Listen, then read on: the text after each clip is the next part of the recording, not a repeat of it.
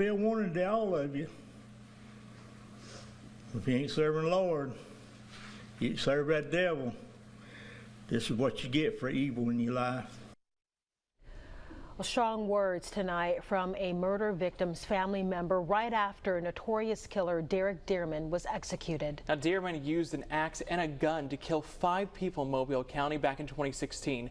Just a few hours ago, his death sentence was served. And our Brendan Kirby is joining us live from Atmore. Brendan, you witnessed that execution. Yeah, that's right, Lenise and Cameron. I was one of the media representatives chosen for that duty. Dearman apologized one last time for his crimes.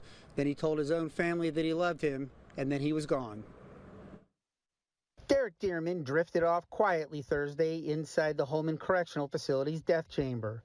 It was in stark contrast to the chaotic and gruesome drug-fueled rampage he went on in August 2016 when he killed 5 people and an unborn baby. Dearman admitted his guilt and asked to be executed. He instructed lawyers not to pursue appeals or try to delay the execution, and he used his final words to reiterate that message. To the victim's family, forgive me. This is not for me. This is for you. I've taken so much. Then he addressed his own relatives. To my family, y'all already know I love you. That prompted an anguished response from his father, who said, Derek, no, and Derek, don't go. Robert Brown, the father of Robert Lee Brown, one of the victims, says he hopes the execution is a deterrent.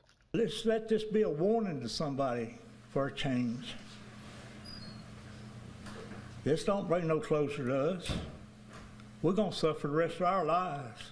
On the night of the murders, Dearman was angry at his girlfriend, who had gone to stay with relatives in Citronelle.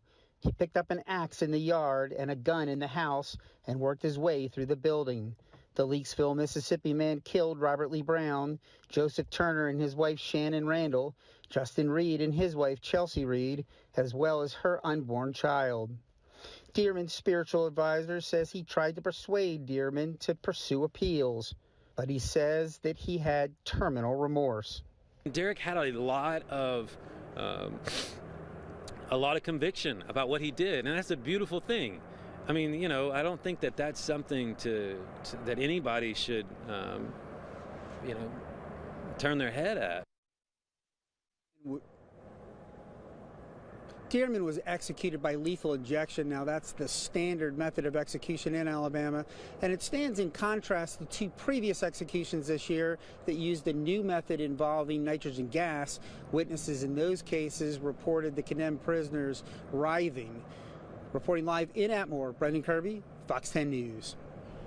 All right, Brendan, thank you. And shortly after the execution, Governor Ivey released a statement saying Dearman asked to move forward with his sentence and that, quote, the state has obliged and justice has been served. I pray for the loved ones of all these victims whose lives were taken far too soon, end quote.